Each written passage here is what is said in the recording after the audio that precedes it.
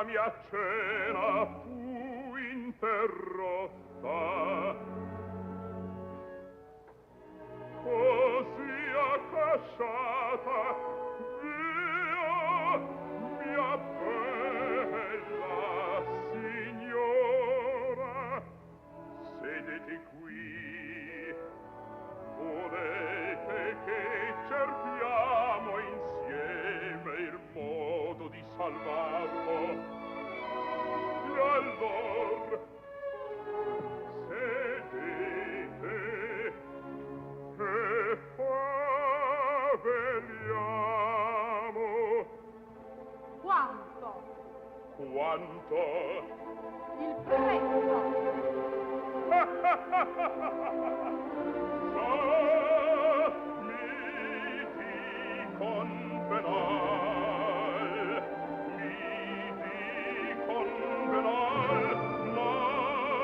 Donna bella non mi vendo a prezzo di moneta.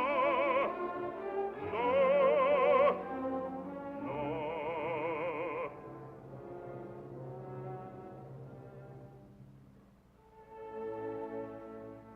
Se la giurata fede debbo tradir, ne voglio altra mercede, ne voglio altra mercede, quest'ora io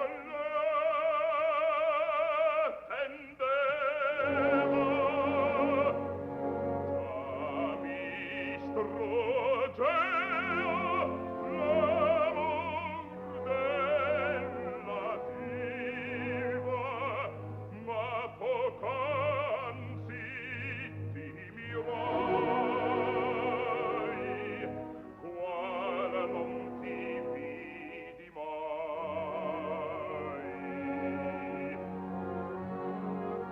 Quel tuo pianto era nova ai sensi miei,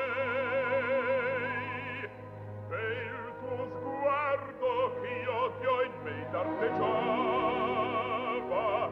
mie brame interrogiva.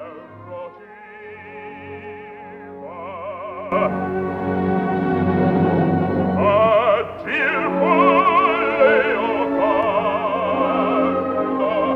abbindiò. All right, hello. Hello and welcome. Welcome to Mr. Opera. Fix my hair.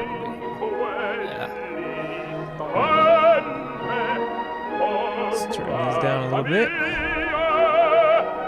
With their background. Oh, what's going on? Second, guys.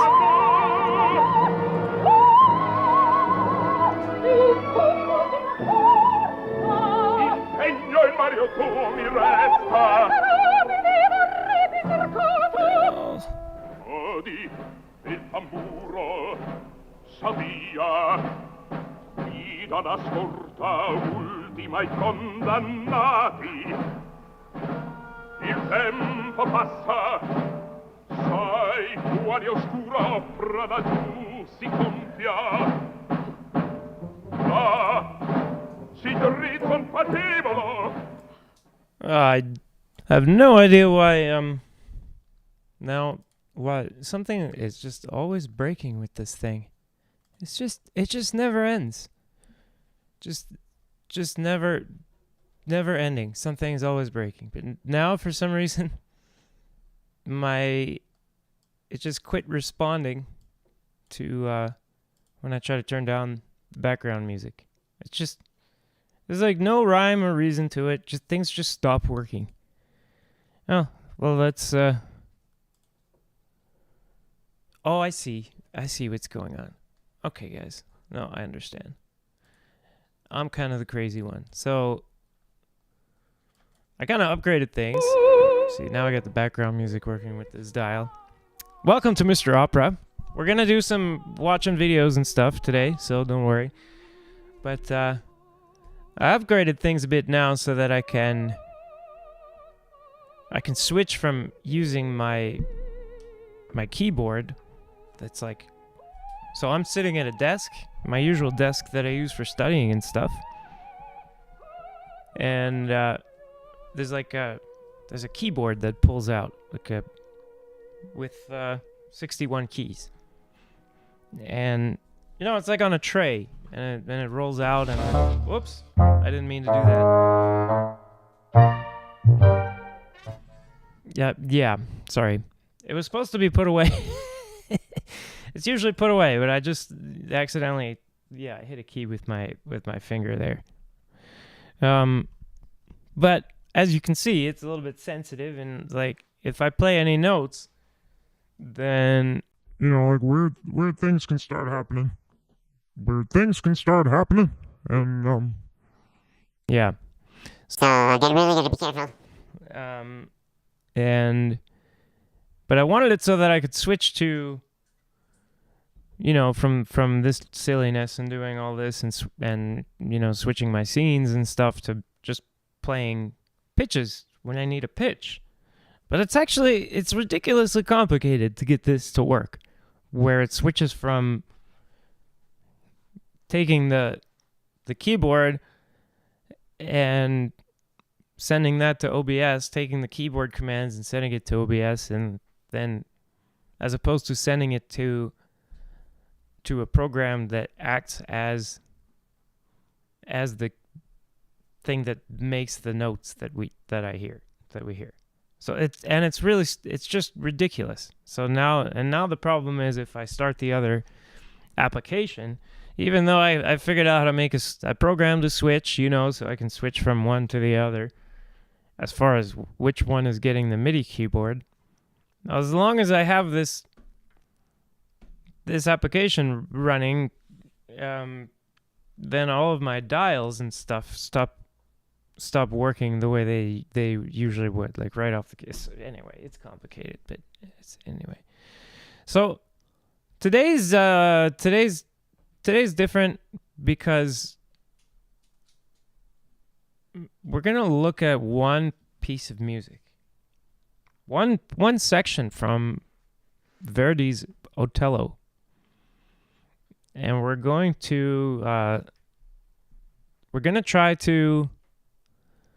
listen to different people singing and playing this section of an opera. And this section is on my mind because I was just singing it with someone who I love very much, and we were having a great time singing it. It's not going to end in the same way, though. And so I've been thinking about this music a lot.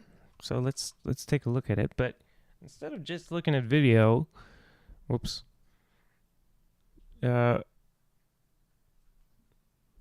also got the score. So we should be able to. Let's see. No, that's. Where's my score? Oh, jeez. Let's see what happens if I try this. No.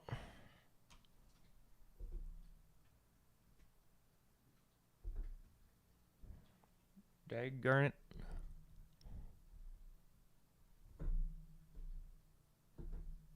Oh, that broke it. Jeez. Are you serious? Totally broke it. Oh, there's the score. Okay. Don't go away, score. So we've got the score, and since I've got it in my application that lets me write on stuff and everything, we can be all scholarly and all, we can be good students and everything, and we can highlight things, and we can mark it up as we want to. So, if you're following along in the live stream on Mr. Opera or on This is Opera, welcome. We're going to be taking a look at Verdi's Otello, and there's a live chat. So any any questions you got or comments. We're looking at four different performances, and I guess we're gonna end with my favorite. So I don't know how we want to do this. Let's watch a bit of one of them, and I guess work from there. I guess we're gonna call this as well. We're gonna call this a new school singing thing. So that means I should do this music.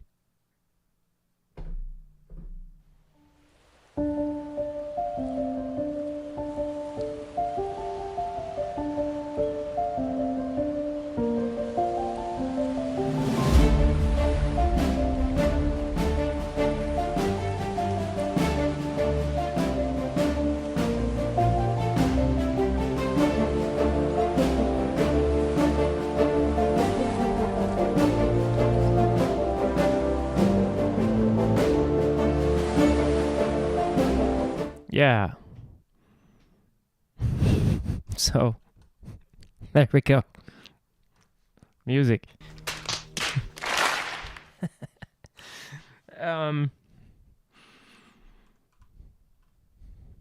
Shall we watch a little bit of this before we pull up the score? And don't tell me my score's gone again. Okay, no, it's not. Okay. They've got this thing with, backstage cameras and everything. Yeah, screw that. So this is... Oh, can't hear anything. 1 second.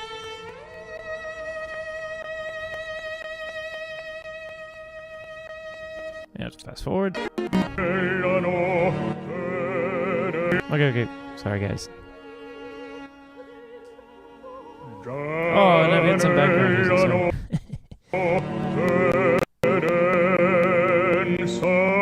Oh, jeez. This is just not going smooth. Okay. Now we should be good. I'm going to turn this background music down even more just in case so there's no accidents. And while we're listening to music, actually, I'm going to have it off. Okay.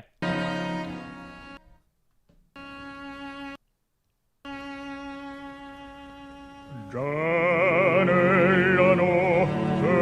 can watch this big.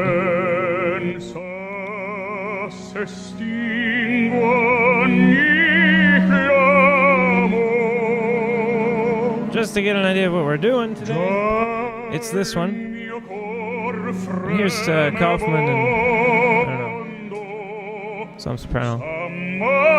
Sorry. It's, find the names here.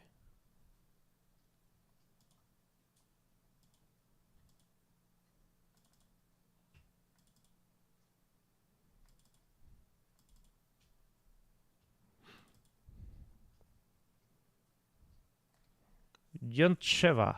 I don't really know the name. I don't know her work. Anyway. This is a duet from Verdi's Otello, and I guess to explain what's going on, Otello, who's played by the guy on the left there, has been away at war. And this is the same as the Shakespeare. And now he's back, and he's going to talk to his wife, and he's going to talk about his stress and everything from war. And yeah, and they have this very, very great relationship where she's kind of regulating his emotions and vice versa, and they're singing about it, and it's very nice. Kaufmann is using his usual Kaufmann things, but at this point in the duet, it doesn't make too much difference. And I guess I don't want to troll the This Is Opera people too hard, so we won't play too much Kaufmann. They call him Kaufmann. It's kind of funny. And I realize you don't like modern tenors. And anyway, my favorite tenor is coming later, and I'm sure you'll like my favorite tenor just fine, even though he doesn't actually do the best job in this particular video that we'll be watching. Okay, so onwards with this.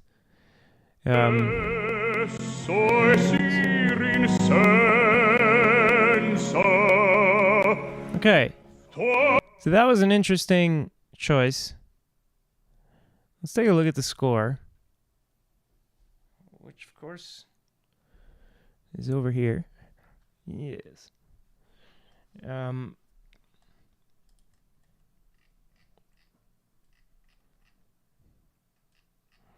the thing, I guess we could say we should follow Garcia's rules for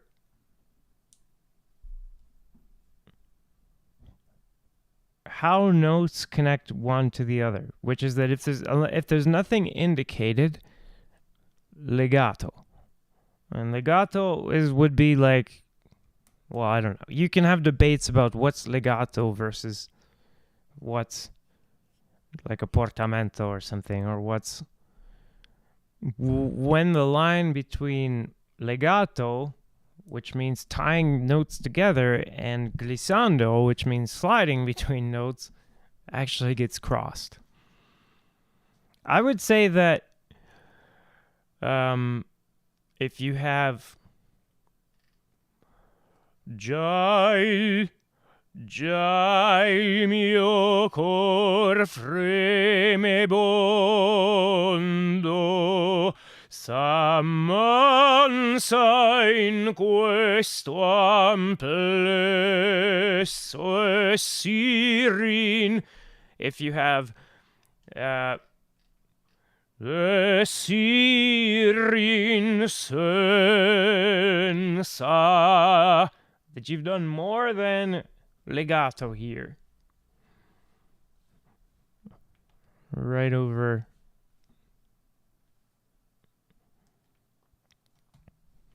Let me get myself out of the way.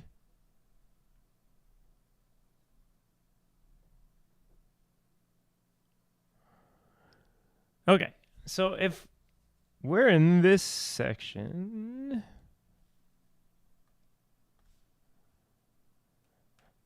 so that's what we were looking at. That's what I'm talking about right there. Where I don't know what some of these other tenors we're going to be looking at are doing, but I wouldn't recommend this particular slide. It doesn't have a purpose. And then in general, downward slides to me give this kind of pop music feel. So let's hear it again. Paying attention to that, just to that combination of pitches and vowels and consonants, and see what I mean.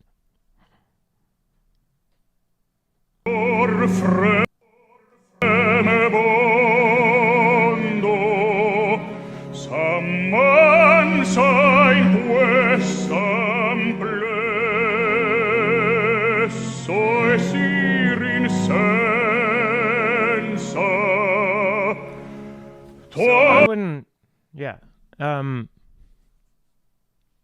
Did you hear it? I don't know.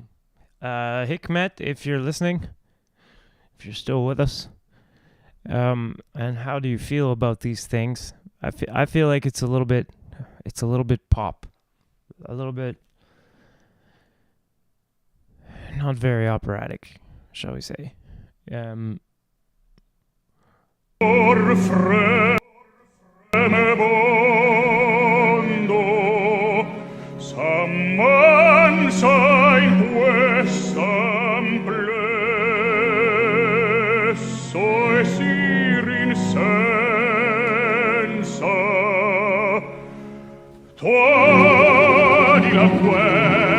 I would do something like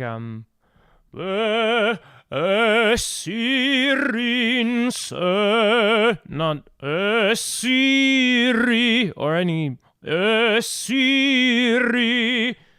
Just all of that is really, it's kind of not, I mean, it's not there. It's not written.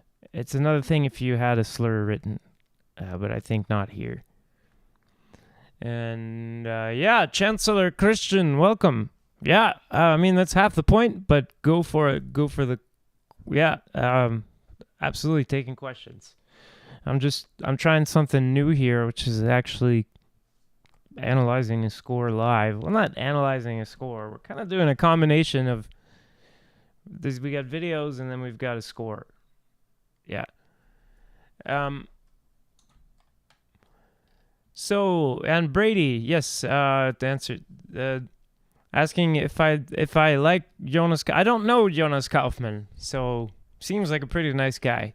But I don't know him. If you mean his singing, there's a lot of good things about his singing, so I can respect his singing, but it's not to my taste. No. If we're being absolutely honest. But he's a very successful performer. So in a sense, like, it's okay for me to say it's not to my taste, but then when I'm being a professional, it doesn't matter what's to my taste. And then if I'm being a professional and I'm thinking about Jonas Kaufmann, then I'm only thinking about what does he have that I could try to copy and steal. So just looking for good stuff, basically, if I'm thinking as a professional. If I'm thinking as a teacher, then I would tell you that although he's very successful with what he's doing, I think most people who follow this path, who use these specific vocal coordinations that he's using, especially like the Knödel-based approach and such, will have a tough row to hoe compared to someone who's learned to use a metallic vocal coordination, especially fuller density metallic vocal coordinations, and who has learned to articulate their text without letting go of those coordinations. So yeah, there's a chance, I think, that you can learn to do things like what Kaufmann does and be really good at it and be really successful. But then if I were teaching someone how to sing, I would tell them, well, one, you need to find somebody else to teach you that, because I don't teach it. And two, just try to be conscious of what it is that you'll have to be. This is some considerations that you'll have to be taking into account. Like you better be really healthy, because this is going to be tougher to do when you're sick, for instance. You'll be more subject to inflammation. And when you have inflammation, it's going to affect you more if you're singing this way than if you're using metallic coordinations. But on the other hand, plenty of people are doing things that are more vulnerable than what he's doing. So if you're singing with a lot of like reduced density stuff, with less pressure, and if you're a soprano, that might be actually, you might be more worried about vocal health than what he would be. I don't know, and I don't know how reliable he is. I don't know, not as in I'm questioning it, as in I have no idea. Yeah, Brady, it's cool. I know you didn't mean to type the same thing twice. So yeah, figured you weren't having the exactly same thoughts twice in a row. So anyway, but the reason Kaufmann's here is it's not really for me to say if I like him or don't like him. Let's try to see what we can learn about this score. Maybe look at these examples. I wish I had a soprano here on the show. Let's maybe say something about these soprano sections. Oof. This is a very, very difficult section, I think. Let's take a look at how this is written, and we'll see what I mean. It's kind of brutal. And you guys, let me know if you can see the score all that well. Let's see. Okay, this phrase. And we're in this key with a million flats.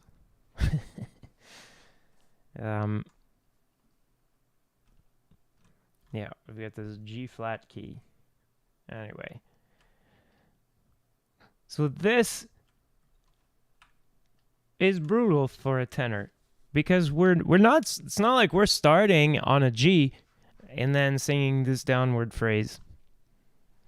We're starting on a D, D4, and our text is big. Our text is huge. Tuoni la guerra e sin abissi il mondo. We're talking about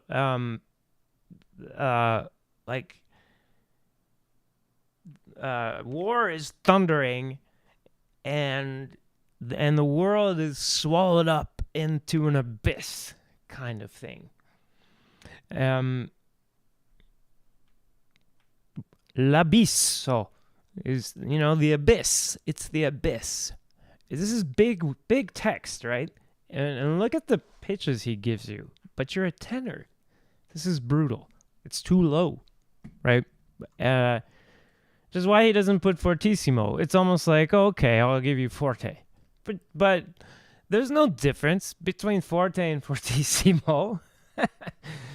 Not in this case. In this, it's sing as loud as you can. And every tenor hates this part, I think. Probably. Well, I don't know. I haven't talked to every tenor, but probably every tenor who's ever sung this hates this section, this particular phrase. And they try to sing it as well as they can. They try to give a little bit more. And if you miss, it costs you so much. So let's see what happens. Tuoni la guerra e sin abissi il mondo. He does it really well. Okay. I mean, that was great. Yeah.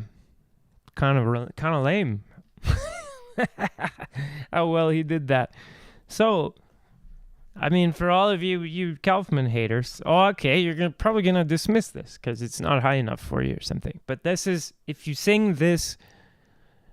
actually sing this, you know that this is really hard, and then that what he did just there was good.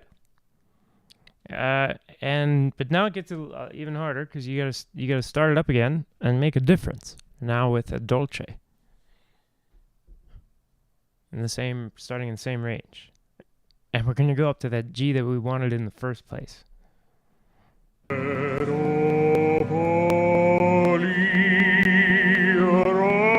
Okay, that's a very strange interpretation of dolce. Let's keep going a bit and let's...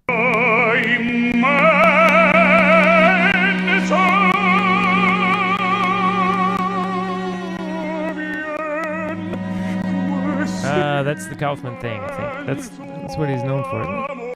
Okay. So, very interesting vocal coordination here.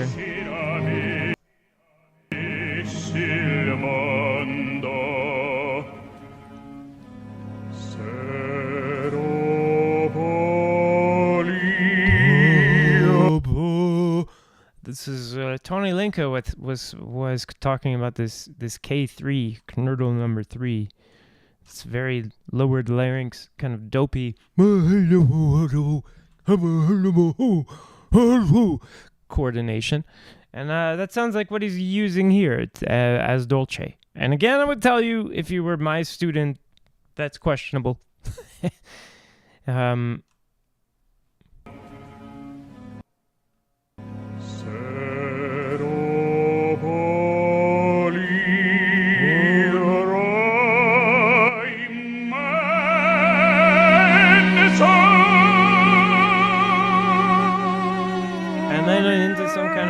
overdrive based thing, I think. And then he does this cool decrescendo, which is that signature Kaufmann decrescendo, which Verdi writes this way.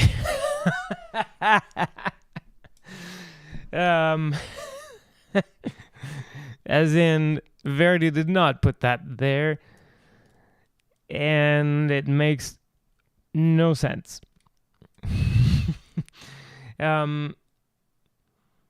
What we've got is a crescendo, and then all the way to crescendo, crescendo, crescendo, crescendo, and then suddenly it's pianissimo. And what he does is tell us in advance that we're going to get to pianissimo. But I guess mostly what he does is tell us that we're listening to Jonas Kaufmann. So I guess interesting. Tuoni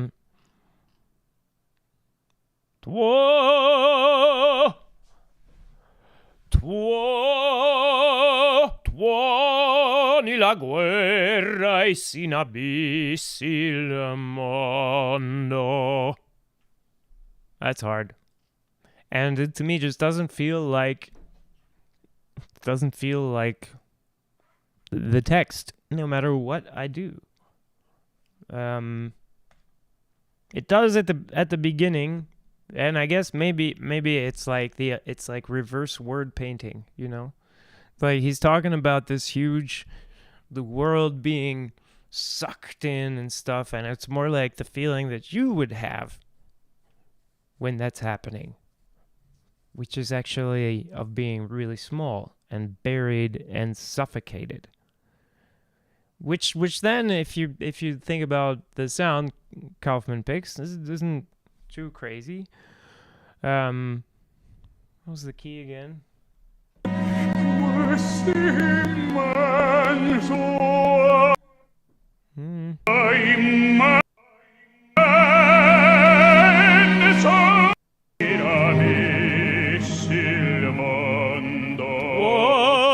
Tuoni la guerra e sin abissi il mondo. I'd say one thing that helps a lot is to remember that a longer vocal tract has more inertance. Is inertance the word? Anyway, that it's harder to push through a longer vocal tract. It pushes back more. So that if you're trying to get a little bit more sound in areas that don't grip well, like this part of a tenor's range usually, it can help to like push your lips out. Sed opolirai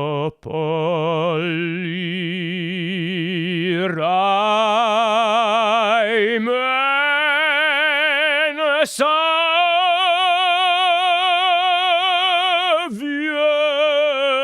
questi mens amor.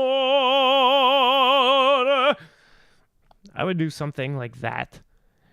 Or try to keep the crescendo all the way to the end of your note, and then you can take a breath if you want, or you can pull this stunt of trying to just do the whole next phrase without taking a breath, so that suddenly you drop into a pianissimo. And if you want to do it that way, then using metallic vocal coordination is probably pretty crucial.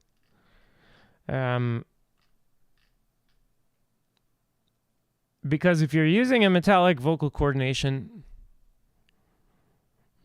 you're going to save a lot of air in the phrase that comes before. So start the crescendo early, get metal into the sound, and then you have plenty for a, doing stuff afterwards.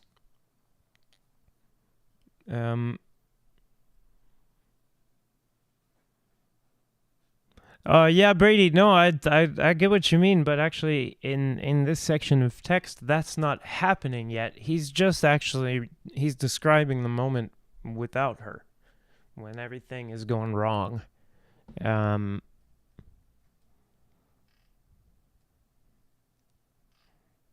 But or maybe not. You know. No, you're right. No, I take your point's taken. Yes, I'll go with your point. Actually, yes, and that's actually yes.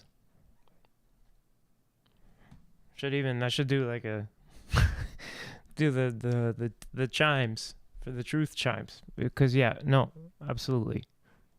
Good call, Brady. So I don't know. What do you guys want to do? Do you want to go on in this performance, or let's compare just how tenors handle this first section. So let's go back. Let's take the score away for a second, and let's hear Placido Domingo.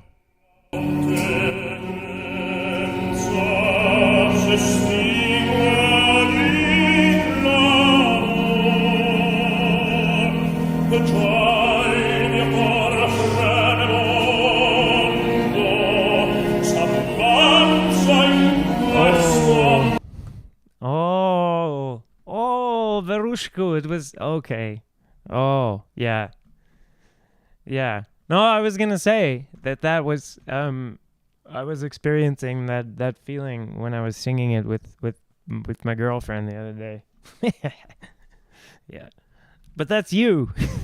So, anyway. Welcome Veronica Lesniewska. I don't know, I'm not sure how I pronounce that. Welcome to Mr. Opera. Okay. So actually quite different approach from Domingo here. To my ear, he's already using a metallic sound. Let's check the mouth positions. Let's look at the mouth positions. I'm thinking they're going to be bigger. Let's compare.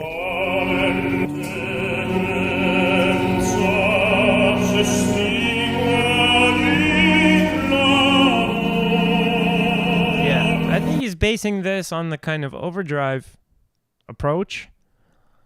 The more tucked chin kind of approach, where you want to be getting area of interest number 5 deeper if you can, or at least equal to the expansion of area of interest number 2. If you aren't familiar with what those are, then take a look at my videos on visualizing vocal acoustics, or if enough people want a review of these areas of interest, that kind of helps to know what I'm talking about. But for this more overdrive-based approach, you want this to be more expanded in area of interest number 5, which is going to be 2/3 of the way from wherever your larynx is to wherever the end of your mouth is. So when you move your larynx, or you move your neck, or you move your lips, the middle of this area moves, right? But in any case, it's always going to be behind the opening of your mouth. And in this overdrive kind of, well, I think it is, approach, you can have some curbing and neutral, of course, but based on the shall we say, the blueprint for when you're calling across the room to someone, hey, you! Già notte densa. It seems a bit unrelated, maybe, but when you really go deep into it, that they're related that way. So Michael Houston or Houston, I'm not sure. You have to let me know how I'm supposed to pronounce that. Welcome. I don't know about tenors nowadays. We're looking at one here was Jonas Kaufmann, and like I was saying, like I don't recommend as a teacher the approach that he's using. But also a tenor today would be like I don't know, Martin Müller. I don't know if you know Martin Müller, but that's a tenor today, and I don't know how much more squealo you're looking for, or if you, I mean, he completely understands how to use the chest register, and he's not the only one. So what I would suggest is like listen to these guys and talk about them, because definitely, yeah, there's people that know how to use it. I don't know that it's helpful to say chest register. That's the problem. You're talking about chest register, but I think this terminology is subjective and unhelpful. Whereas if you said something objective, like, for instance, the fourth example that we're going to be listening to is Franco Corelli, and he's singing everything basically with a metallic sound. And the first example we listened to, Jonas Kaufmann, had a little bit of metal in some of it, but mostly was without metal in the sound. And that's objective. And someone could make an argument that he is using chest or whatever, but it's hard to make an argument that what Kaufmann is doing in that first example is the same as what Corelli is going to be doing in the fourth example, or even the same as what Domingo's doing in this example. Because to do that, you have to say metal, either like metal doesn't exist, or somehow make a case that Kaufmann has metal in his sound, or that Corelli doesn't, or that Domingo doesn't have metal in his sound here. I could understand saying that Domingo has reduced metal in the sound here. But yes, so I mean, I agree with you that a lot of the fashions have changed, where like in Corelli's time you had to have this metallic sound. People were looking for that, and now I'm not sure it's actually audiences, but like directors and stuff want this non-metallic sound, and I'm not a big fan. And I think the reason we're not able to change anything about it is because people insist on not having words that actually mean anything. So how are you able to ask for, what I don't know, you're calling it using the chest or whatever, but those words don't mean anything specific that you can say, that you can prove happened or didn't happen. So how are you able to ask for what you want? So I don't know. I agree with you, but we need rigor, not just saying whatever we want to say. So yes, the Kaufmann that we heard in the first part is definitely not like the Corelli that we're going to have in the fourth example. But the words you're using, for instance, like Kaufmann was faking his sound. I mean, if that's the level of it, like intellectual whatever that we're bringing to it, I mean, what are we expecting? Who's gonna take us seriously if we're saying that, like, oh, this one sound, we like this one sound and we don't like this other sound, so we call this one sound fake, and we call this other sound, that's dumb. I'm sorry, I don't mean to be rude, but it's not really an adult way to talk about anything, calling this one fake and this one So, like, obviously, there's no such thing as a fake sound that you're making in a voice. I mean, it's still a sound. It's not fake, you know. To me, it's so hilarious that I have this. It's a fake. Just for people who say the fake thing, because it's predictable that someone's going to say it's a fake. So you have a really good point. It's something important to ask for, but why don't we ask for it in a way that's not fake? In a way that actually means something, right? So what is this metallic sound and where does it come from is a really important thing. And then there's not only the metal in the sound, there's also the question of how long are you making... I'm going to make myself bigger here. So there's the question of how long are you making the vocal folds in order to get the pitch that you're trying to get.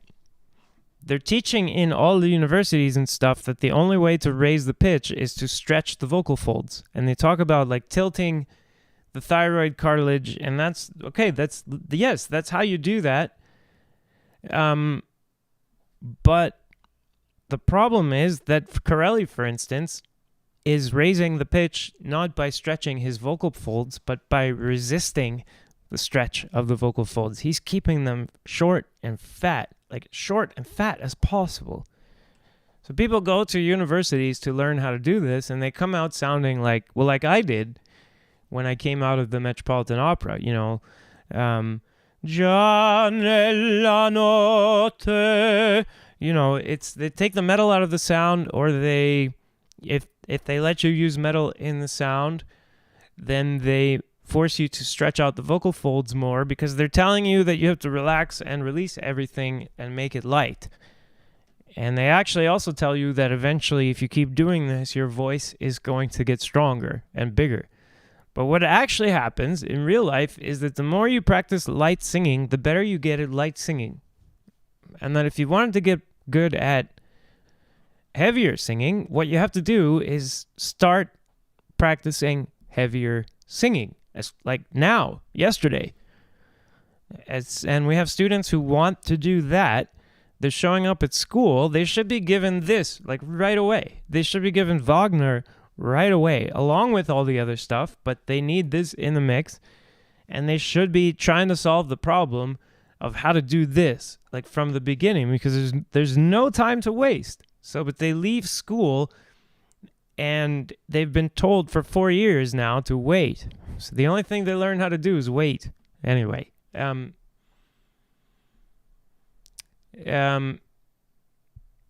so yeah, Michael, I get you. You know, it would be nice, but the thing is that in the past, they did some cool things, but they also did all the things that resulted in the way things are today. So obviously they made some mistakes, didn't they? If they didn't make mistakes, then why are we here? We inherited the past. We inherited what people in the past did. And we inherited shit. It's a mess, right? Because even though the past had like Renata Tebaldi, and the past had all these great people, when it came to passing on something to the next generation, none of these great people did their job or did that job. None of these great people passed on what they knew to the next generation as far as like actually getting anything done. What they did is they shaved a little bit off of the profits from the next generation. They think of the next generation as their retirement, or they think of the next generation as a side gig, or they feel like they're entitled to getting paid by the next generation to bullshit about singing because they went to university or went to a bunch of teachers and paid a bunch of money to hear someone bullshit about teaching, even though that had nothing to do with how they actually learned how to sing. Okay. So everyone has this feeling like the next generation owes us a living or something like that. And that's how the old school treated us, and unfortunately it doesn't work. Like they didn't pass on any good thoughts. They passed on some great recordings, but unfortunately their thoughts lead to the result you don't want. Their thoughts lead to Jonas Kaufmann. So yeah, anyway, yeah, okay, so we can talk about mouth positions for sure, but I'm not sure why you're recommending the triangle shape at this point. So I'm not sure. You'd have to be a little bit more clear. If you've got a lot to say, you can zoom in, and because what I really recommend is put the camera on and show us. But if you write comments that are, really clear about what you mean, then I can interpret it. But let's just watch. Let's watch a bit more. We got Domingo here. It's not half bad. But what's important is watching 4 examples of the same phrase, I think, and seeing that different actions make different results. That's all. It's kind of missing today. Literally, I was told as a student that my sound would just be the result of some kind of genetics or some kind of weird nebulous Fach concept, which is it's kind of like these old racial theories or something, really weird pseudo-scientific Fach concepts. But anyway, that if I just applied the same wisdom, that my like special innate natural sound would come out. I wouldn't be faking my sound anymore. So essentially, they were training me to believe I don't have control over how I sound. And it's bullshit. It's complete bullshit. And, that's why they love pseudoscience, because they're bullshitters. But yeah. Let's not get me too off track. Let's hear some of this. I think what we've got, especially here, if you watched, I think it was yesterday's live stream. Was it yesterday? Recently, I was looking at Lauritz Melchior. I don't think it was yesterday. And we noticed the speed of the jaw opening and how snappy and quick it is. And one thing I would, not one thing, but what I invite you to observe is that almost everyone is taking everyone is taking a similar amount of time to transition from a consonant to a vowel. Ja, right? So from j to a, you have a certain amount of time. It's the same basically for everybody. Therefore, how big your mouth opening is at the end of that is decided by how fast you opened your mouth. Right? Because you're going to start the sound at the same time, no matter what. And it's going to take, let's say, 2 units of time. So if you just move faster, and then you look at what shape you had, it's bigger. And I think that's a good way to get these slightly larger mouth openings without getting stuck with what people tend to call jaw tension. Shall we say unintentional jaw tension? Yeah, let's take a look at this, because I think he does this phrase well.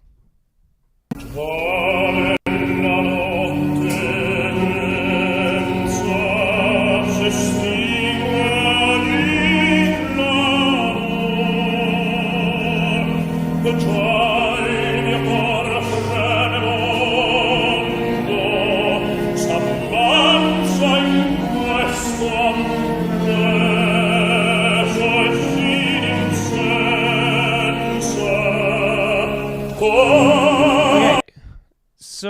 would say this is curbing.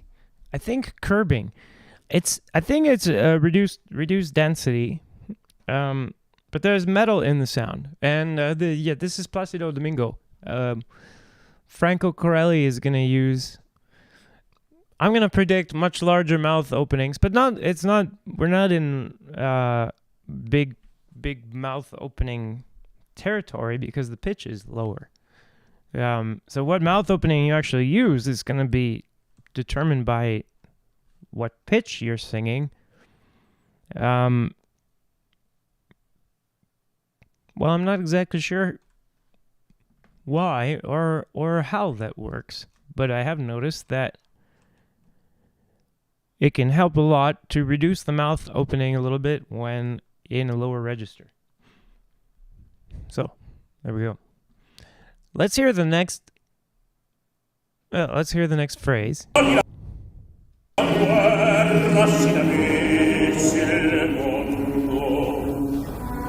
So he kind of goes to the end sound. Tuoni la guerra e sin abissi il mondo. He doesn't like it down there either, and he kind of avoids it by going quickly to the end sound. Just interesting.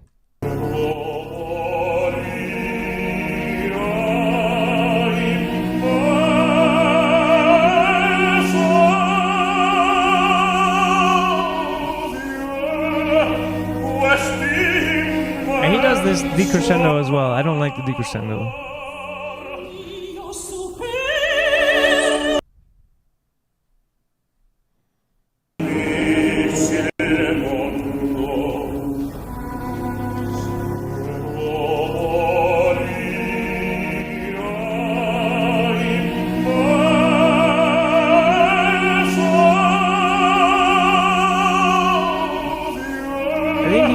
With this same coordination, and he limits the mouth opening, was interesting. He doesn't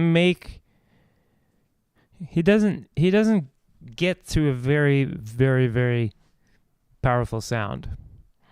Well, I don't know. It works. I mean, I conceive a bit different. I don't feel like it's one thought in this way. I feel like it's a big crescendo to nowhere, and then suddenly interrupted by pianissimo. Anyway.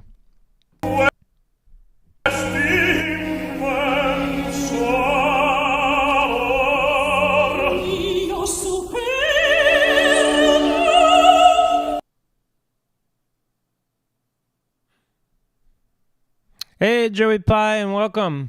No, I get you that it makes sense. And also there's not so much in the orchestra. Yeah. So that's all makes sense, and it totally works. So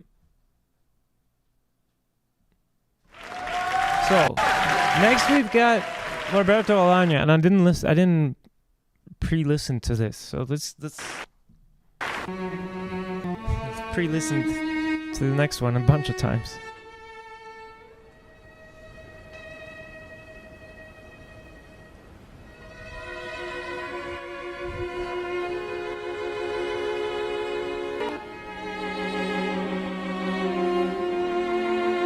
Looks like Anna Netrebko.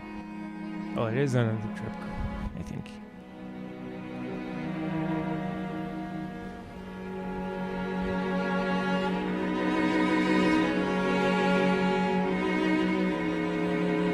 All right. That's such beautiful music, but I'm gonna get copyright. Già nella notte densa s'estingue ogni clamor. Già il mio cuore freme bonto, s'ammansa in questo amplesso e si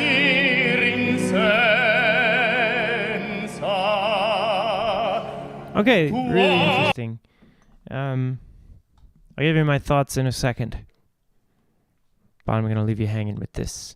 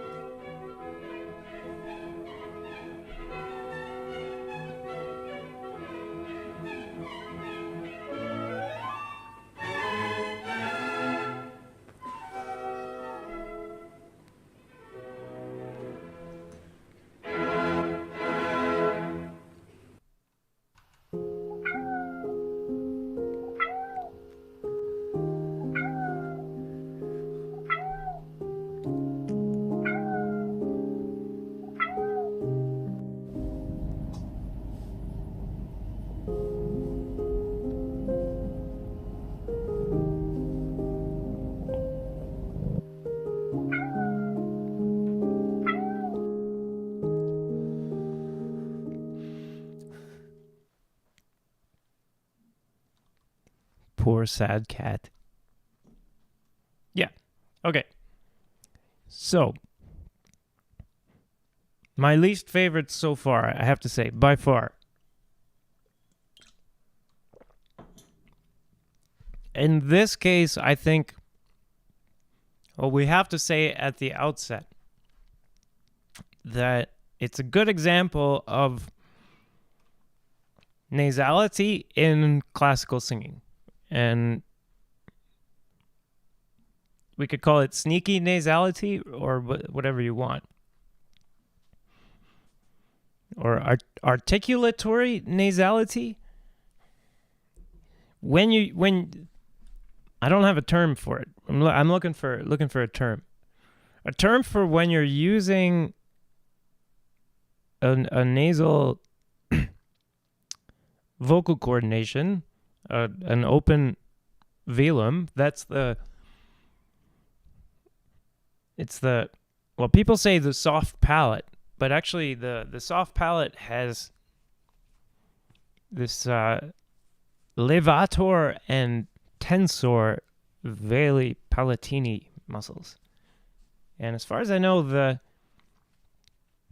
levator is the one that is lifting. Sure sounds like it from the name, the soft palate. But it's this tensor, veli palatini, that is sealing it against the pharyngobasilar fascia. Now, the pharyngobasilar fascia is... Okay, if you were with me a few days ago, I was talking about the spine of the voice. The spine of the voice is not actually your spinal cord. It relates to your spinal cord, though. It's something called the pharyngeal raphe. And well, actually, wait, I think I've got... Okay, one second here. Oof.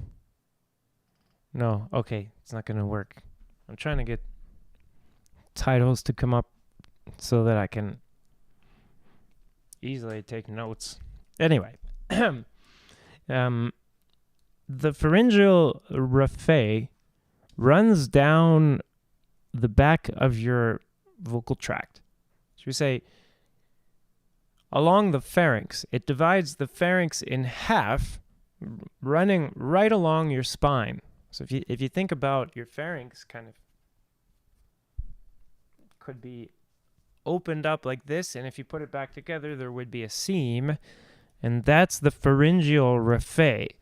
And the pharyngeal raphe is a kind of special structure because it's not muscle, it's not tendon, but it's not bone or cartilage, but it kind of plays a similar role.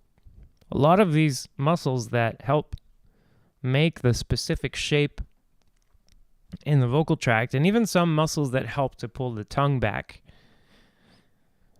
insert into this pharyngeal raphe. When we were looking at it the other day, it was cool because we found out that there's a very, very similar structure in the front of your body, right between your abs. So if you look at someone who's got abs, the line between them in the middle is actually really, really, really, really similar. What was it called? Oh, something line. Anyway.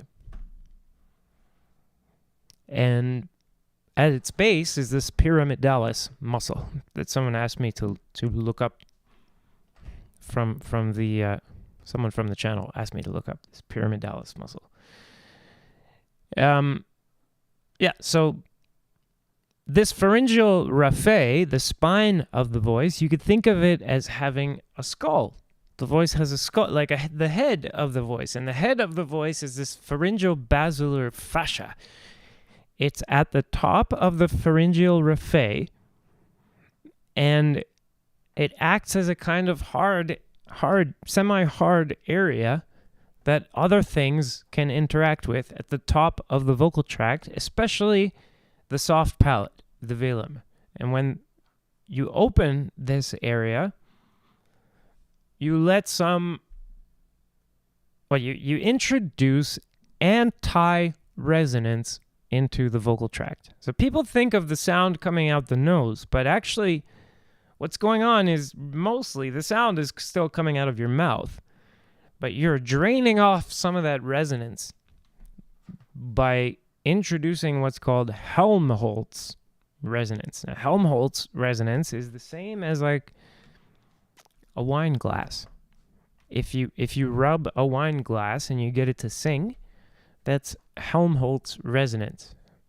And the way you calculate the frequency of the wine glass is with these calculations for Helmholtz resonators. Helmholtz resonators are also used in sound engineering to reduce the reflections from some particular frequency. You can use it to suck away particular frequencies from a room. It's anti-resonance. So when you open the nose, it lowers the sound pressure level of certain peaks or of formants in the voice. And it winds up making the voice a whole lot more manageable. You lose a lot of power, but the voice is a lot easier to use. It's a lot easier to articulate. So let's see how much of it I can actually do. Though, let's see. And I think also along with the nasal, the open velum, he does have some metal in the sound. So maybe something like edge, reduced density edge, or something like that. Or maybe just neutral, an edge like neutral, without metal in the sound. So, and I'll check these. Joey Pie. No, okay, so Joey Pie, there's a big difference between calling the sound nasal, which is subjective, and saying that he's using an open velum, which is objectively nasal. So I'm not sure which one you mean. Is the sound nasal, like this kind of sound? Well, this kind of sound is nasal, but this kind of sound involves a lot more than just opening the velum. I have to do a lot of things to get this sound that aren't just opening the velum. Also, nasal sound would be like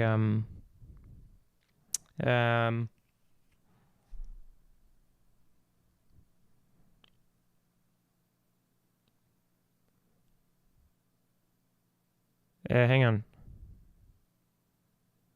What are those words to the song? Wait, I'm thinking of a song and then I'm gonna sing it. And I'll use some nasality. Hang on. I'm just gonna look up these lyrics. Yeah,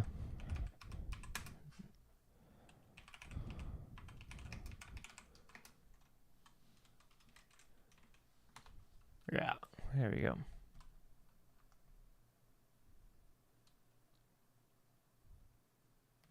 Yeah, They say that the road ain't no place to start a family.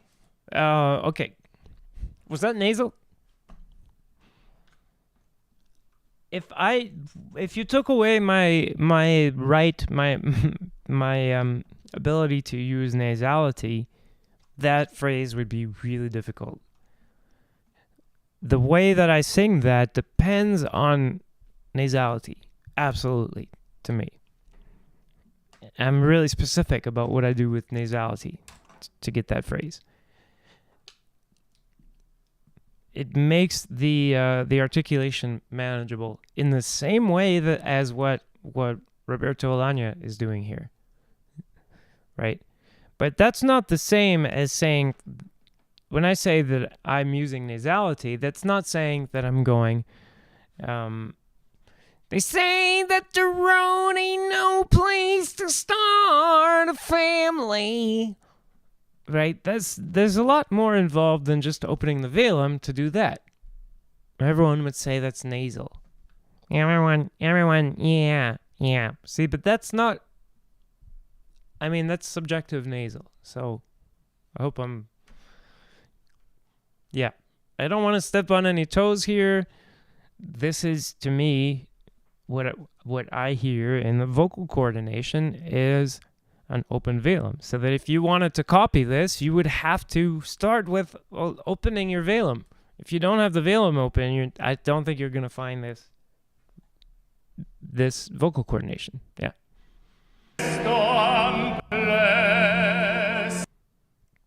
And the open velum, I think, is quite common in classical tenors. Especially what they call like Italian tenors. Half of them are like every other vowel is nasal. So, I mean, but again, I don't mean this comical caricature of nasal. It's like knördel, you know. Kaufmann has the knördel, but it's not comical. It's not a caricature. It's not Kermit the Frog, you know. Yeah, I mean, unfortunately, someone is abusing terms and using them to put people down or whatever.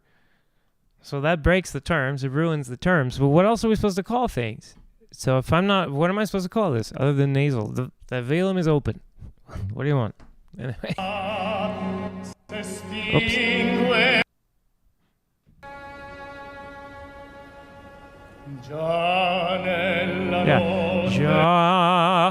Yeah. If I denasalize that, you know, it sounds when the velum is totally closed, it sounds like you have a cold. I mean, easy test. You know, if you can make the letter N without changing anything, your velum is open. Another easy test, if you're in the middle of a phrase and you're singing anything except for the quietest sound possible, and you do this with your nose, like open it, close it really quick. If your velum is open, you're going to hear a change in resonance, because every time you close that, you're going to be shutting down that Helmholtz resonator. So then you're nasal, objectively. Yeah.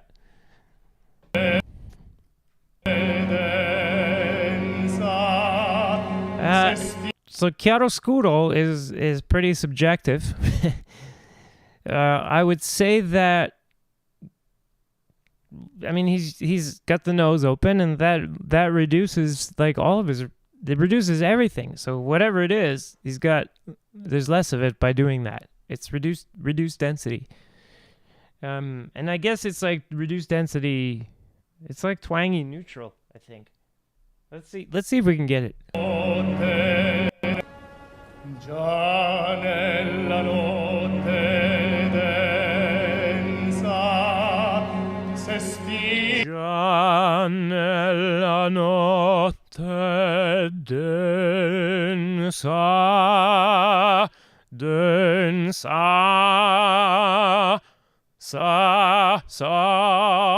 so I don't know, something like that. I would say I would say the sound is not metallic. sa, notte densa, sa. Interesting kind of thing. Yeah. Gue, se stingue, gue. I think edge. Gue. With this, probably this high larynx kind of thing. High larynx, open velum slightly. Edge. I think there's metal in there. La notte densa s'estingue ogni clama. Gue ogni. I think he lowers his lower larynx for that E sound, or it would wind up being weird, I think. S'estingue ogni clama. Ogni.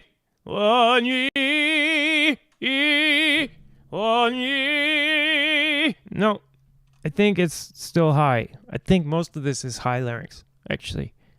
And then the metal, I think the darkness is coming mostly from tongue retraction to make area of interest number 4 narrow, and then that takes the brightness out of it. Oh, let's hear. I wasn't listening. I was listening more to the.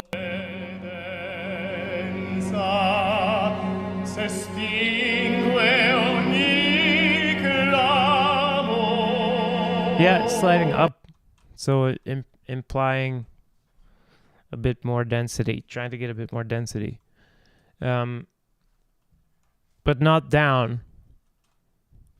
And that to me, it's a big difference to be sliding. Let's bring up the score maybe. Yeah, to me, it's a big difference to be sliding up versus down. Get this out of here.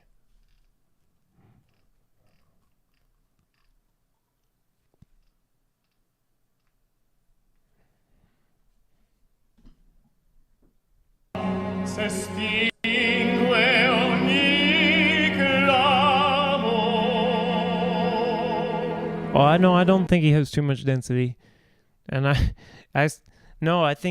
think no.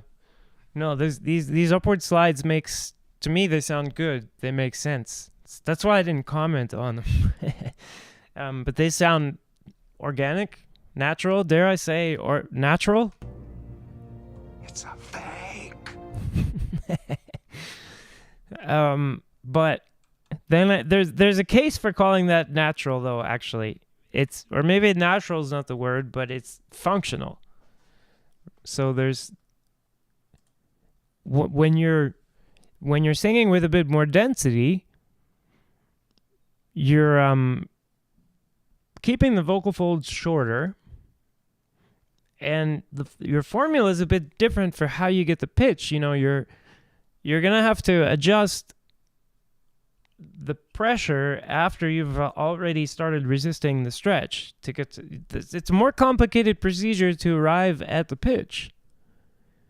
And that's why you hear, and that's why like these fuller density classical singers started to develop these mannerisms where they would, even if they were hitting the same note 3 times, you know, like repeated a note repeated 3 times would get 3 slides up even though they're already on the pitch.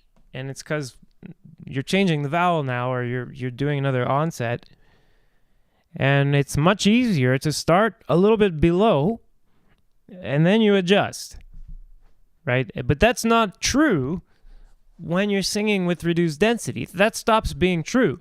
And when that's not true anymore, that it's actually easier to do the slide, but you're still doing the slide, now it sounds fake, because it's like, why are you doing the slide? That doesn't make it easier for you. It's like you're being manipulative.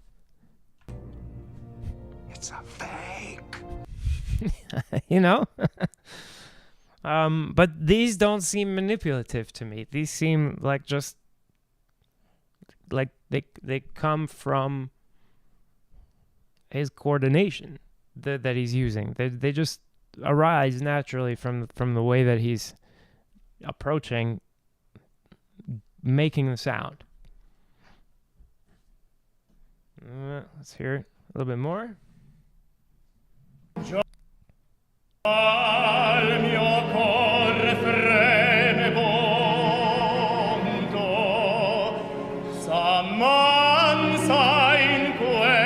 Now that didn't have metal in it. Samansa. That's just I'm on the wrong page. Sorry. Oh. So here, and that to me kind of makes it splat. Whoops. So we're gonna be watching this note.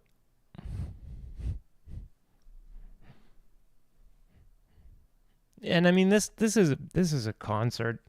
I mean these things are rough. So don't get any ideas. I'm not judging anyone harshly here. I mean, yeah. Anyway, we could do some of mine at some point. There's some really terrible stuff. And no, Joey, I think classical audience that likes Verdi and stuff is gonna. I don't know which classical audience you mean. If you mean me, I like the slides.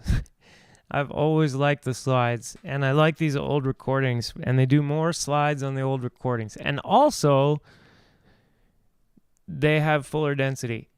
They tend to have fuller density and more metal in the older recordings. So, yeah. It's interesting. They, along with encouraging everyone to sing with less density, then the universities also taught everyone they're not allowed to slide anymore.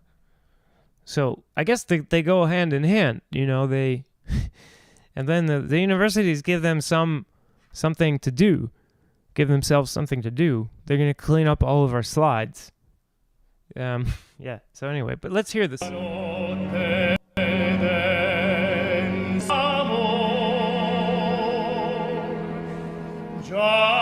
we go.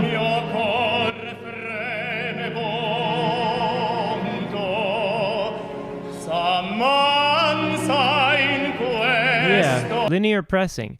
Something like that. Some kind of when I say linear pressing, I mean there's no metal in the sound, but you have pressing. And there's nothing there's no feedback loop, so that the sound is feeding on itself, and you have this sound. It sounds like we just call it linear pressing in my nerd group. I don't know what else to call it for you, but it's this sound. This kind of, I guess people typically call this pressing, but I don't, because I also consider fuller density edge to be pressing, and overdrive is even more pressing than that. And then oddly, curbing, which isn't as loud as overdrive and edge, can have even more pressing, can have like the most pressing of all. So yeah, I think pressing is totally separate from whether or not it's linear, and it stands out to people, so they call this pressing. Or they could say that it's not chest or something. Dovrebbe un cantante servirsi della voce di petto? No. Yeah. Yeah, let's not worry about him sounding flat. It's a concert. He probably can't even hear himself that well. I'm not saying that he's always in tune otherwise, but this is brutal, trying to tune in these kinds of situations. I'm annoyed that we can't see his face. up close. You can't see that because I have the score, but there's no point looking at it. Anyway, it's just like shots of the audience from a drone or something.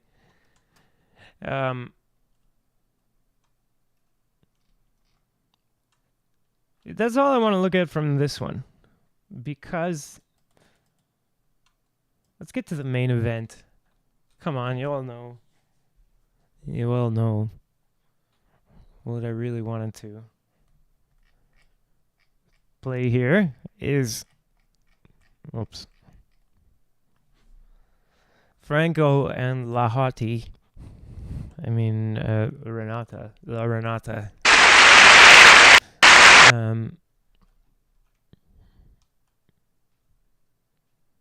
I think this is Tokyo. Is that what it said? Or something like that. I don't know where they are. But they're having a good time, and they're not taking this extremely seriously.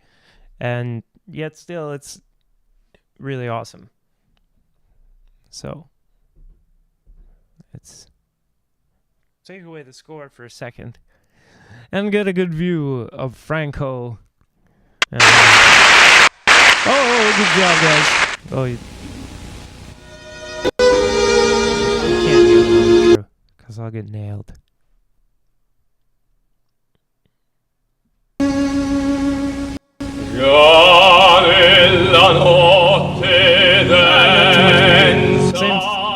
Oh, that's a bigger size. Bigger mouth size. Should I? I'll let. Okay. I'll let the phrases play.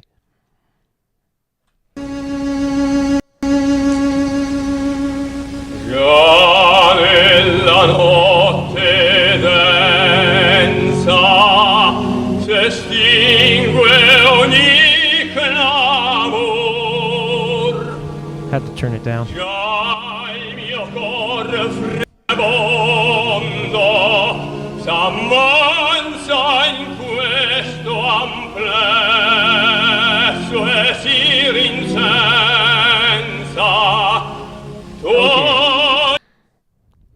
Totally different ball game now from the previous three.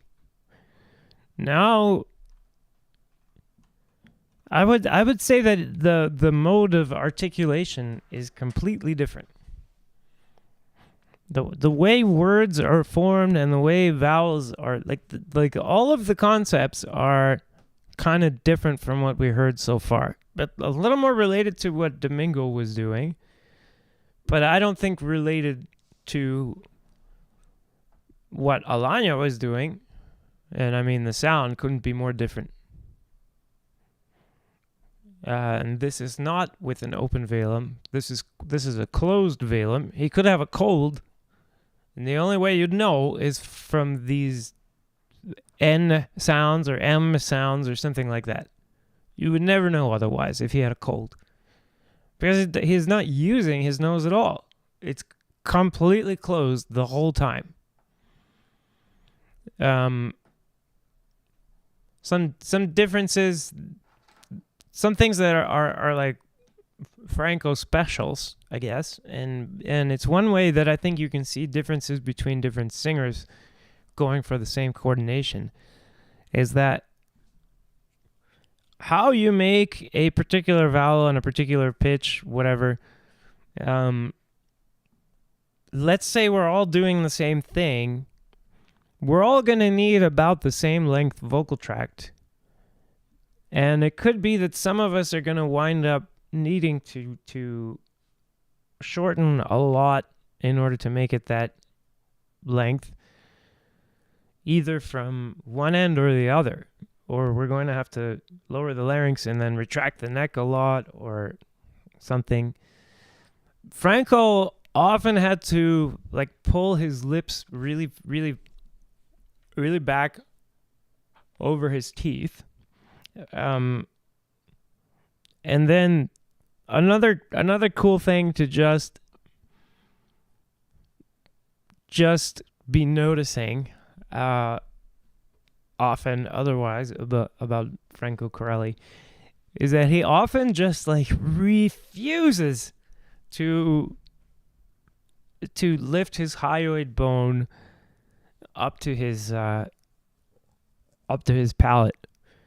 And so you're gonna get a lot of these vowels kind of like this, because he's letting his tongue, he's giving his tongue like as much room as he can give it without disturbing the position of the hyoid bone. And it can get kind of close to where it needs to touch to make like S, right? But not quite. So you have this kind of S sometimes, and this kind of like these sounds with where the tongue is pulled back a little bit far when it hits the roof of the mouth. And it's basically that he's trading it off. He's saying like, well, you know, I could take this consonant or you can have this vowel. What's it going to be? And if the answer is vowel, you have Franco Corelli. Yeah. Anyway. Well, it could be. He didn't do it as much when he was younger. He's doing it now.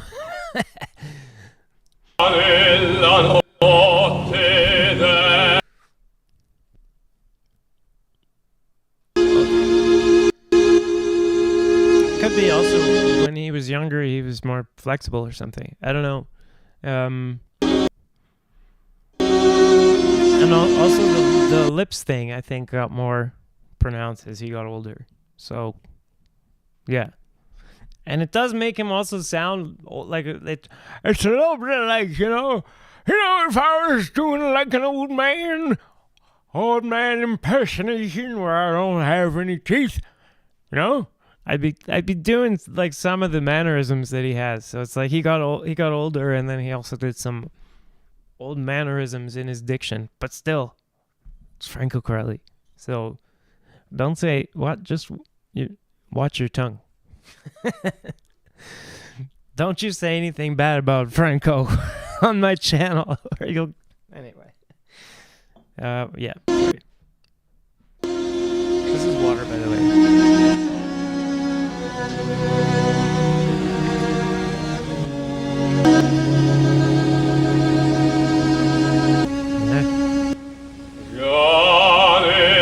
I always fast forwarded to the wrong place. Okay.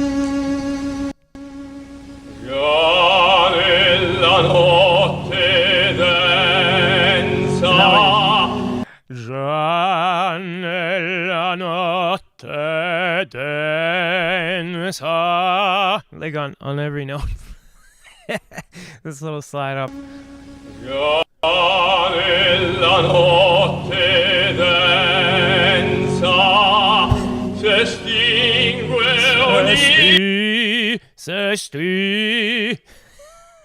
Every note, almost.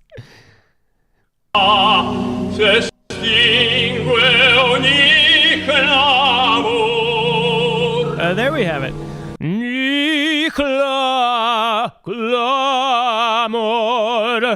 And it doesn't bother me. It's Franco. It may be a bit sloppy. Let's just listen.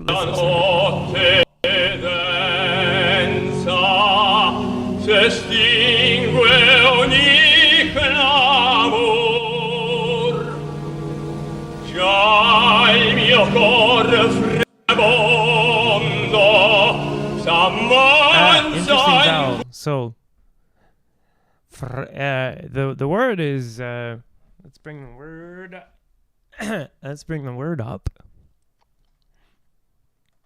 Because now we have a vowel modification that wasn't present in any of the three so far. Let's get rid of this marking.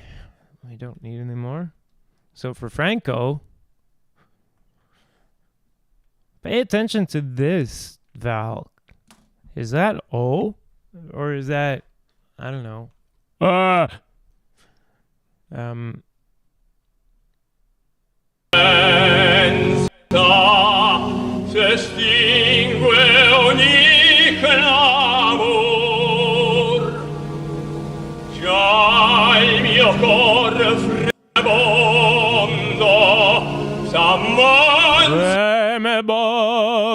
da, da. So this kind of, and I think that this, because this is based on this kind of overdrive-ish thing as well, which isn't the only thing Corelli did. But and let's see the mouth position. And there may be some nasality there on this on ye. I don't think so. Yeah.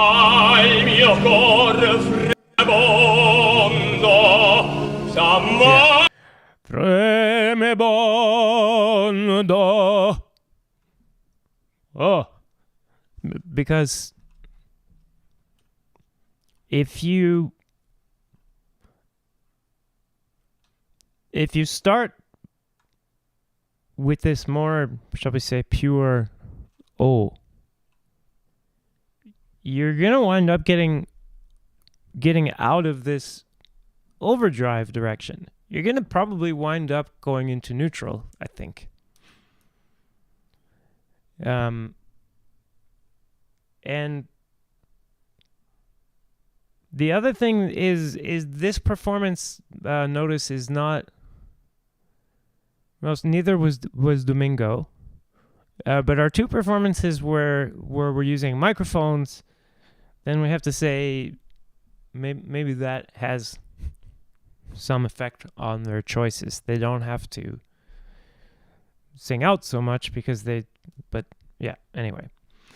And also in concert situations sometimes. So maybe the other singers were conserving a little bit, but this position that Corelli's using makes, in my opinion, when you look after these little details, make this kind of modification, it makes the whole thing sound more big.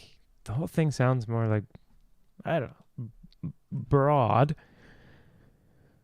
because you didn't slip into curbing or neutral on this O vowel.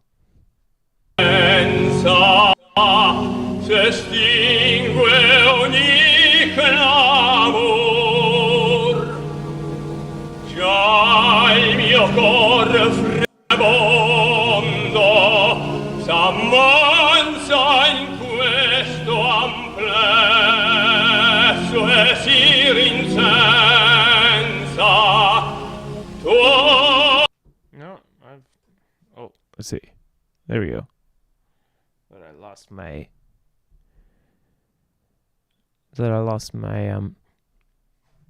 my score for a second, and then I was worried. I was worried I did something like this or something and wasn't aware of it, because I don't always have sound monitoring, you know. So I have to come check on this scene because, yeah.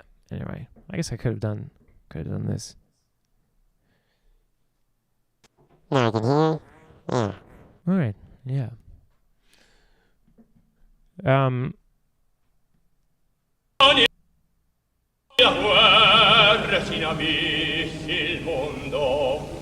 Let's just keep listening.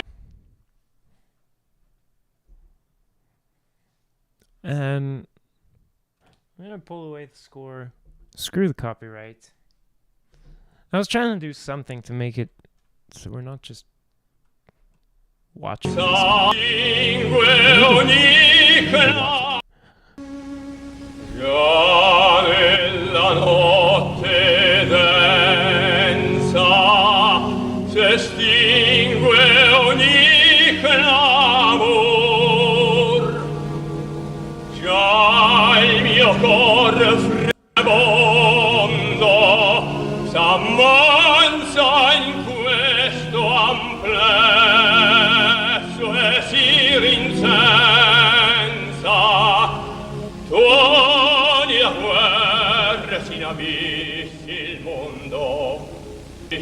Yeah. Okay. So the E vowels, two of the E vowels, interestingly, had a high larynx position. And he seems to, we can go back, but it seems to be when he takes the larynx up, he exchanges some of that shortening that you would wind up getting in area of interest number 1, he reduces the amount of shortening by sticking the lips out, and that offsets some of the lengthening, so you don't suddenly have a high larynx sound that pops out of nowhere, or rather you don't have a suddenly radically shorter vocal tract. Hard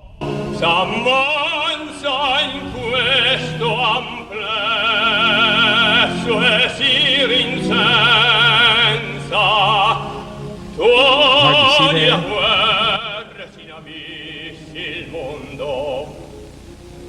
Where did I spot that? There was one spot where it was very easy to see.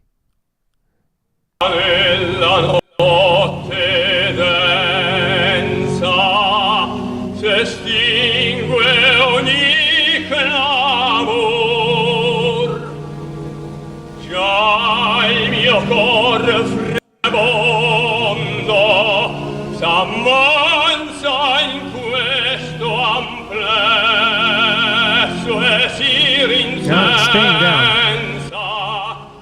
Maybe I'm crazy. Hey, it's just staying down. Sorry, I was wrong. Oh,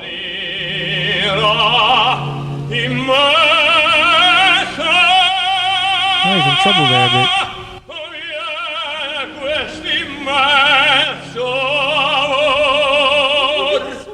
He got into a bit of trouble there. So, Joey Pie, to answer your question here, let's see if I can bring up the chats. There's the chats. So, yeah, the question is if the lower teeth protruding muddies the diction. I don't think so. So, right now, my lower teeth are showing a lot. I don't think this is muddying my diction. Seems to me that it does not have that effect. I would say that pulling the lower lip back is extremely common. You don't see it on every coordination, but especially on air vowels. But yeah, I teach it a lot. I use it a lot. Ja.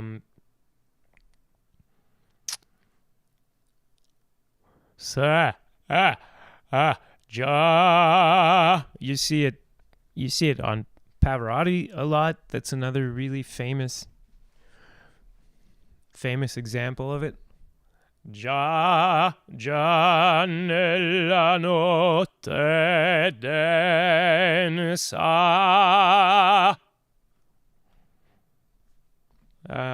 This kind of upside down triangle shape that you get.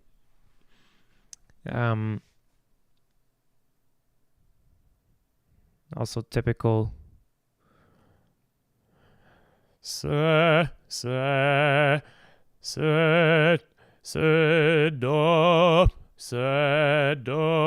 poli. What were the pitches again? Sorry.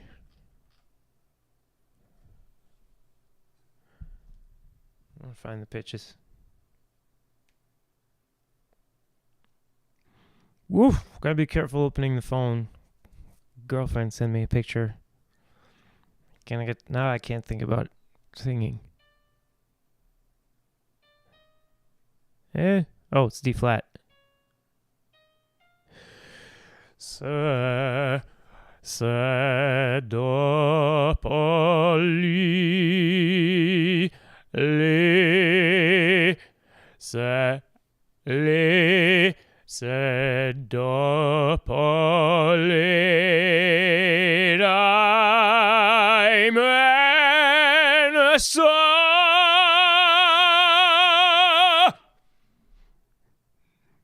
It's a good way to open the mouth, especially with head rotation, but also with more with upward head rotation, which I guess I associate with this, what I call this edge thing. Yeah. So. Oh, jeez. I guess it's been a long live stream already doing 2 phrases of music. And I suppose that's enough. I've got some food that I cooked. Wait, should I bring my sidekick to say goodbye? Maybe the sidekick should come on.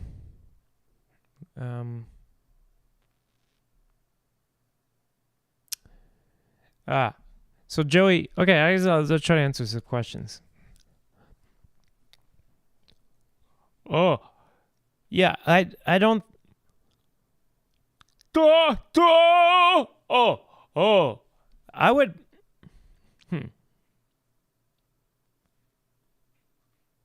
I don't know about O specifically, or which vowels I would say go with this retraction of the lower lip. I would instead think about retracting the lower lip as something that you do in coordination with your hyoid bone, maybe, or with your tongue.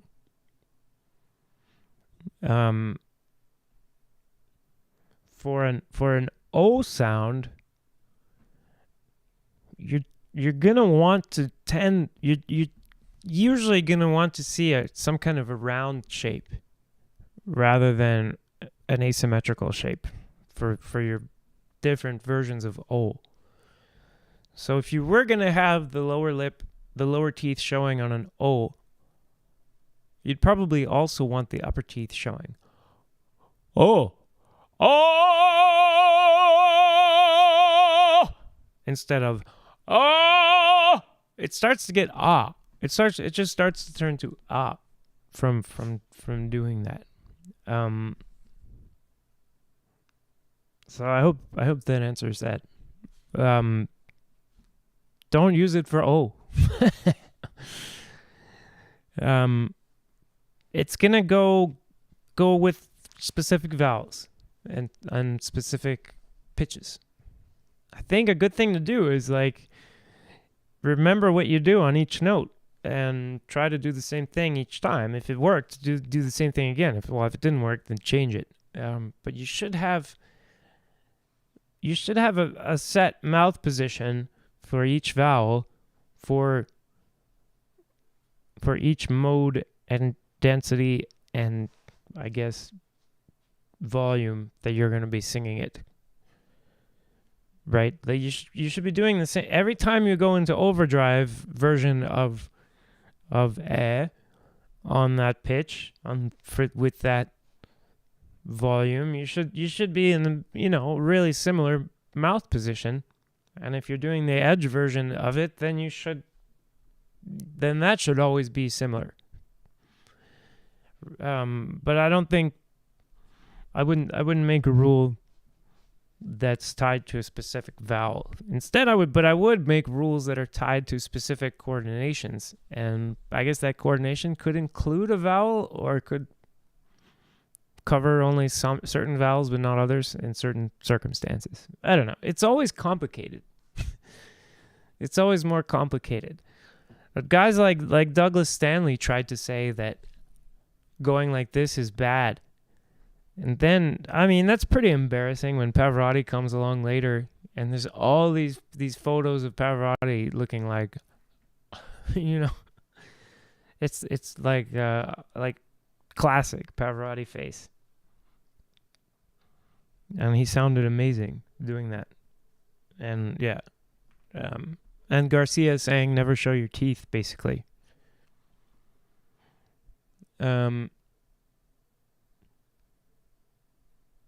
Yeah, so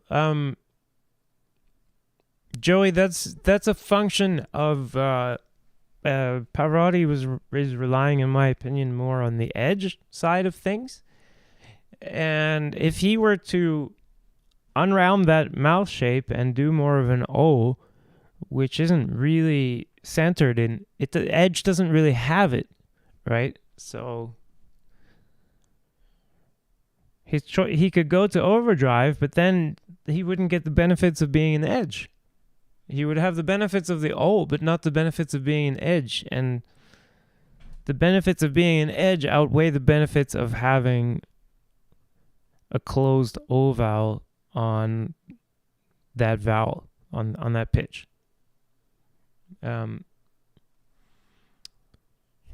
So, yeah, if you want to stay an edge, you have to change your O to an A, basically, is the rule. I often just go to overdrive, but the overdrive has a different sound. So, I mean, and it's harder. It's more effortful, I guess. And doesn't make quite as much sound. Stein Frandate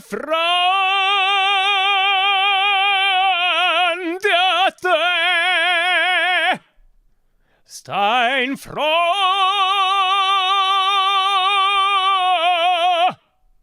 It doesn't sound as sweet somehow. So the and because edge is powerful, but then also has this lightness to it, this weird kind of light and powerful at the same time. So that second one, I think, is more correct diction. It's more O. But the first one that I did is easier to me, and people like it better in that piece. So, and that's something I call vowel substitution. I don't even think of that as modification. I just think of it as I'm singing Steinfrantet. It's just fra. And then modify the A as much as I can so it sounds like O.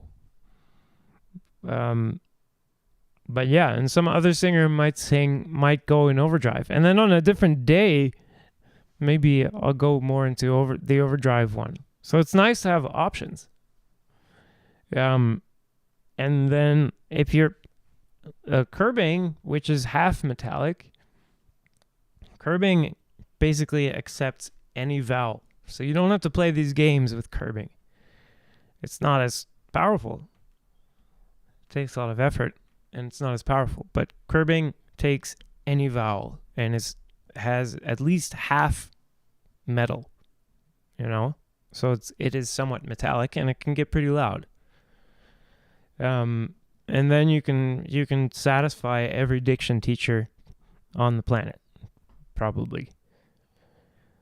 And then with edge and overdrive, you have to play these games where you have the two of them, and each of them can kind of cover the vowels that the other doesn't. And then some vowels you just fudge, like E, Corelli was singing a couple of real E vowels there, but then when he gets really loud, it has to be either like or kind of thing. Just because E is not in edge, and there's no E in overdrive either. And I don't think either of them have oo. So the oo becomes like O or kind of thing. And yeah. So, but that's that. That's like that's just the reality of what's weird, I'll tell you something, is that I'm known professionally for having really good diction that's easy for people to understand compared to most opera singers. But the way I approach things is modify the hell out of everything. I modify like all my vowels, and I make vowel substitutions, and I'm very rarely trying to sing pure vowels. I'm always like trying to play a trick, trying to fool you into thinking you heard what I wanted you to hear. But I'm never thinking of it as I need to do this actual vowel. It's always like a game. It's just a game of pretending I did that vowel.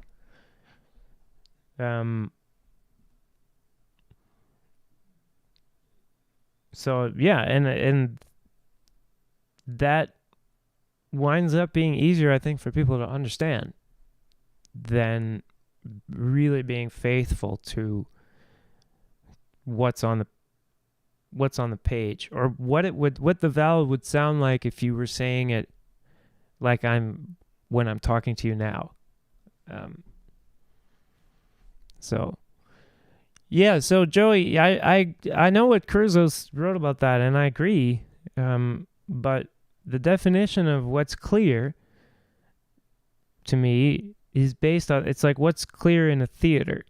And what's clear in a big theater is maybe slightly different from satisfying someone who's really close to you in the room and who's checking to see if it sounds like the vowels from speech when people are speaking in neutral.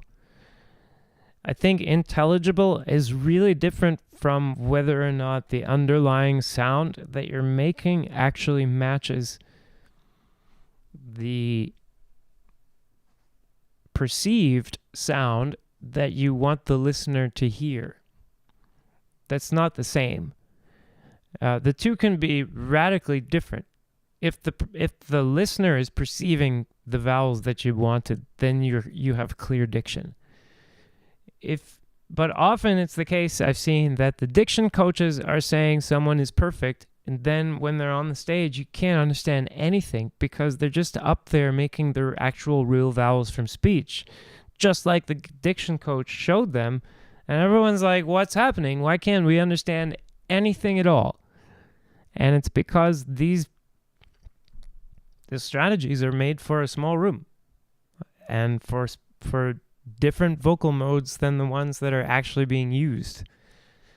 And when they actually sing with the vocal modes that they need to, and they're making as much sound as they need to, they haven't practiced, because they've practiced using vowels from neutral and curbing. And yeah, so that's how I think that works. And then there's also, as a tenor, I can talk about being intelligible, but a soprano is often, there's no hope that she could be intelligible because of the pitches that she's singing. And yeah, so I think there's some gray areas, I guess. And then often with sopranos, it's like they're supposed to have their diction a certain way, but then if you showed that certain way to a bunch of Italian people who had never heard the opera before, they're not going to understand a word.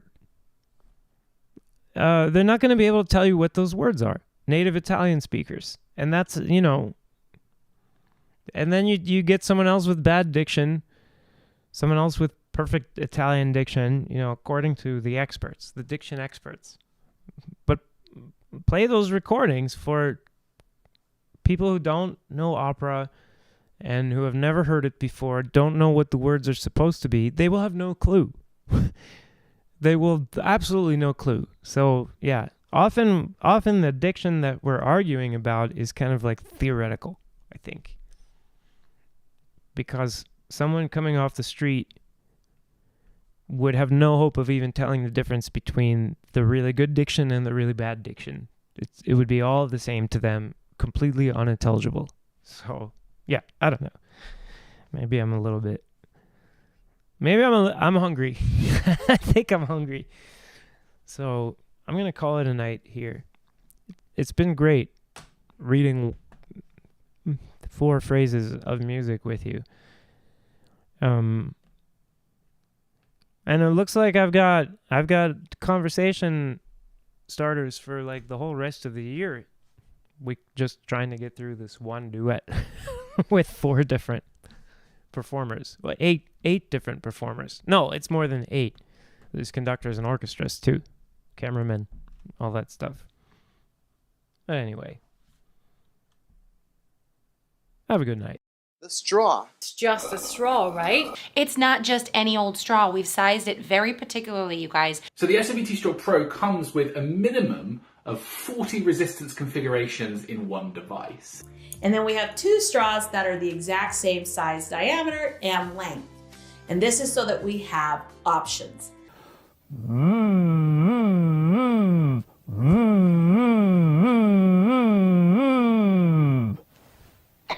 After you've practiced the exercises for maybe 5 minutes, you'll see here that the vocal cords aren't in sync with each other. You have to put more work within the body to just get things going because the straw isn't providing you with enough.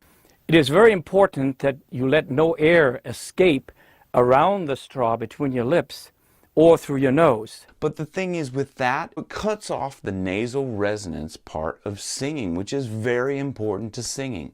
It's almost as if you're trying to release it out through the straw to whatever's in front of you. You will find when you go back to normal speech that your voice seems to be coming out of your eyes instead of your throat. If you are splashing yourself, you're creating volcanoes, and that is not allowed. A wise man once said, "There is a sucker born every minute." No, no, no, no, no. Oh, hell no. So just grab a straw.